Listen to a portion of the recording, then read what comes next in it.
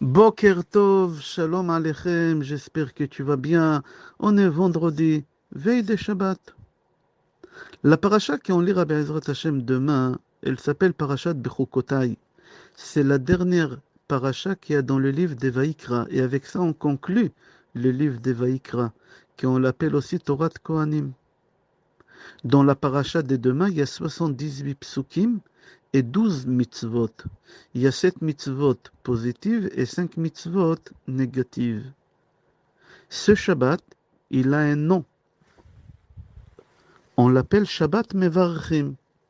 Pourquoi? Parce que ce Shabbat, on va bénir le mois des Sivan, qui va durer pendant 24 heures, une seule journée, mardi, dès lundi soir jusqu'à mardi soir. Aussi, demain soir, Motzei Shabbat, pendant une journée, on va fêter la fête des Yom Yerushalayim et Rakodesh. Aujourd'hui, c'est la Hilula de Ramchal Akadosh Rabbi Moshe Chaim Lutzato. Et aussi, c'est la Hilula de Saadia Gaon. Et dimanche, ça sera la Hilula de Shmuel Hanavi, qui est enterré à côté de Yerushalayim, Nabi Samuel. C'était le fils de Chana et Elkana. Ils ont eu 7 enfants après 19 ans et demi de stérilité. C'est lui qui l'a couronné le premier roi d'Israël, Shaoul. Et c'est lui qui l'a couronné après le roi David. Be'ezrat Hashem, Zechotam ta'amod lanu. Que ce soit le Ramchal, que ce soit Rav Saadia Gaon ou que ce soit Shmuel Hanavi. Amen. Et là, on va commencer la paracha, le contenu de la paracha. Il y a les brachot, les bénédictions. Et après, il y a les klalot, 49 réprimandes. Et dans la Gemara, on appelle cette paracha la parachat Atochecha, la paracha où il y a les réprimandes. Et la paracha, elle commence et elle dit Im bechukotai telechu vet mitzvotai tishmoru va'asitem otam. Si vous allez marcher d'après mes lois, et si vous allez observer mes commandements, et vous allez les appliquer, alors la Torah, elle promet une abondance énorme. Venatati gishmechem be'itam, venatna haaretz yevula, ve'etz hasadeh iten piryo, natati shalom ba'aretz. Il y a beaucoup de brachot que Hachem y promet si on vit d'après les schémas de la Torah. Si on va respecter la Torah et si on va s'investir dans la Torah, il y a beaucoup de brachot. Et si chas v'shalom, on ne va pas respecter, on ne va pas suivre cet itinéraire de la Torah, Akadosh Baruch Hu nous dit faites attention. Il y a la punition chas v'shalom qui elle va arriver. Et on les appelle psuke hatochacha, le passage des réprimandes. Et total, il y en a dans la paracha 49. C'est la moitié de ceux qui sont écrits dans Sefer Dvarim, dans Parashat Kitavo. Ici, dans notre paracha, il y a 49, là-bas, il y a 98, le double. Pourquoi? Parce que ceux de cette paracha de demain, c'est Hachem qui l'a dit. Hachem, il est miséricorde. Sefer Dvarim, Ketavo Moshe, c'est Moshe Rabbeinu qui l'a écrit, Sefer Dvarim de lui-même, c'est un être humain. Un être humain, il ne peut pas être plus miséricorde qu'Hachem, alors il nous a donné 98, le double. La suite de la paracha se rapportait là-bas combien un homme il vaut, la valeur d'un homme. J'explique, si quelqu'un, il a fait une promesse et il a dit, la valeur de telle personne et telle personne, je la donne au Beth Amikdash. Alors on doit prendre cet homme et évaluer combien il vaut, et cette somme d'argent, il doit donner comme don au Beth Amikdash. Et il y a un tarif. Pour chaque personne, ça dépend de son métier, ça dépend de sa santé, etc. Mais la Torah, elle nous donne un prix de base. Un garçon, à partir de l'âge de 1 mois jusqu'à 5 ans, sa valeur, c'est Hamisha Shkalim de l'époque. Un garçon de 5 ans jusqu'à 20 ans, Esrim Shkalim. De 20 ans jusqu'à 60 ans, Hamishim Shkalim. Et des 60 et plus, 15 Shkalim. Pourquoi je donne les prix? Ces chiffres-là, tu vas comprendre tout à l'heure. Je continue avec les filles. Une fille, à partir de 1 mois jusqu'à 5 ans, 3 shkalim. De 5 ans jusqu'à 20 ans, 10 shkalim, des 20 ans jusqu'à 60 ans, 30 shkalim, des 60 ans et plus, 10 shkalim. J'ai ramené beaucoup de chiffres, on va comprendre tout à l'heure pourquoi. Au cas où, celui qui a fait ces dons-là, il n'a pas la possibilité de payer le don qu'il a fait. Alors le Kohen, il va évaluer ses biens, son patrimoine, et ils vont vendre pour récupérer le don qu'il a fait. On continue la paracha, c'est un homme, il fait un don, un animal, ou une maison, ou un champ. Alors si l'animal, c'est un animal pur, il doit ramener l'animal qu'il a dit au Beth Amikdash. Il ne peut pas la convertir en argent ou prendre un autre animal. L'animal que tu as pointé le doigt au moment que tu as fait le don, c'est celui-là que tu dois ramener. Et si tu as fait le mala et tu as ramené une autre à sa place, alors on te met une amende, tu ramènes l'original aussi. Un homme qui fait un don d'un animal qui n'est pas cachère, ou d'une maison, alors on va évaluer combien ça vaut cet animal pas cachère ou cette maison, et il va donner l'argent au Beth Amikdash.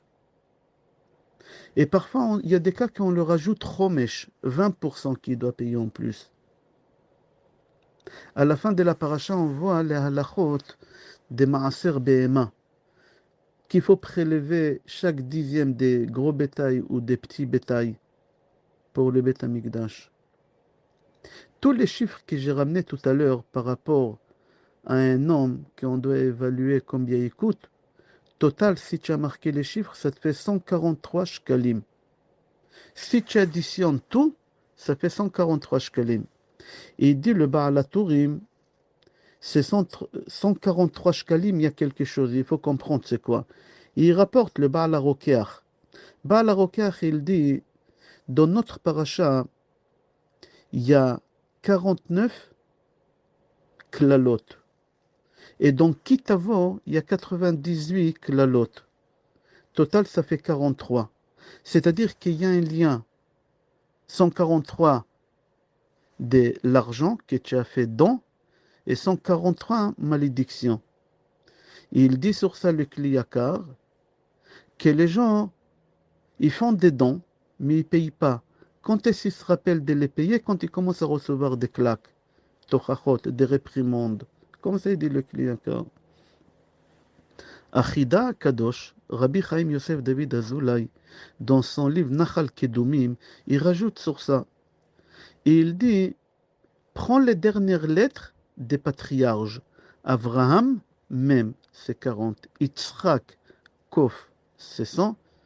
Et Yaakov, Bet, à la fin, c'est 2. Total, ça fait 142. Et rajoute sur ça à Kadosh Baruch Hu qu'il est Echad ou Shmo Echad. Ça te fait 143. Les mêmes nombres que les klalotes qu'il y a dans la paracha. Pour te dire que nos patriarches, ils prient pour nous tous pour qu'on ne glisse pas, pour que Chaz Shalom, on n'aura pas ces klalotes. Et surtout, si tu pries à Kadosh Baruch Hu et tu rajoutes Hachem, et tu te mets entre les mains de Hachem, Kadosh Baruch Hu va te protéger. Aboteach ba'Adonai, chesed yisovevenu. C'est lui qui se met entre les mains de Hachem, il a une protection totale, personne ne peut t'atteindre. Comme ça, il dit Achida Kadosh. J'ai trouvé dans le livre Torah Levi Yitzhak, de Agaon Rabbi Levi Yitzhak Schneerson, Zecher Tzadik Vekadosh Livracha, que le chiffre 143, c'est la valeur numérique des trois noms de Hachem qui ils se suivent un après l'autre dans le Tehillim 50. Ouvre le Tehillim 50, Pasuk 1, c'est marqué là-bas El, Elohim, Adonai, Diber, Vaikra, Eretz. El, c'est 31, Elohim, c'est 86, Yud Kevavke, c'est 26, total, c'est 143. Ok, jusqu'ici, c'est la paracha, et j'aimerais relever parmi les malédictions qu'il y a dans la paracha, les 49, il y en a une qui n'est pas compréhensible et on va essayer de la comprendre ensemble.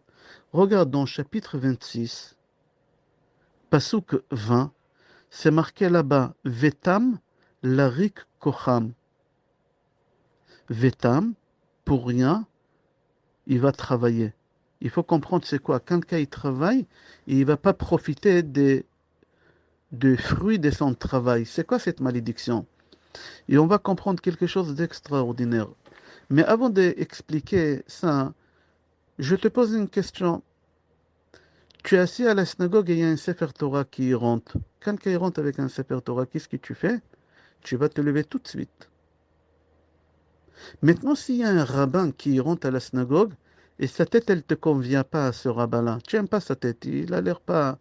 Tu vas réfléchir deux fois avant de te lever. Pourquoi quand tu as un Sefer Torah, tu sautes? Et quand tu as un rabbin qui a une tête turque, tu réfléchis deux fois avant de te lever? Et si tu te lèves parce que tout le monde y se sent levé, tu es gêné. Alors sache, d'après la halakha, tu dois te lever très très vite devant un rave et pas devant un Sefer Torah. Pourquoi? Parce que le rave, il t'a soulagé des problèmes que tu as dans ta vie, plus que la Torah. Je vais donner deux exemples. Be'ezrat Hashem, un des deux exemples, c'est ici, dans chapitre 26, Pasuk 20. C'est marqué Vetam larik kocham. C'est quoi? Un homme, il va travailler et il va pas profiter de ses fruits. C'est une malédiction. J'explique. Un homme, il a une fille unique. Il n'a pas des enfants, une seule fille unique. Ce bonhomme, il est très riche. Il marie sa fille avec un jeune homme.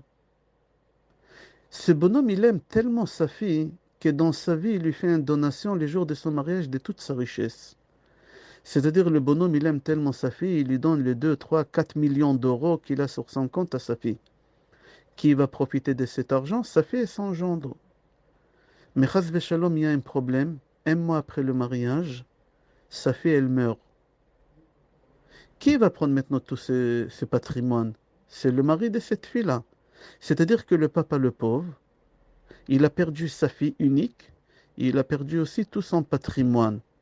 C'est ça la malédiction dans notre paracha, chapitre 26, pasuk 20. Qu'un bonhomme, Hachem, il peut faire en sorte qu'il va perdre tout s'il ne se comporte pas d'après les droits chemins.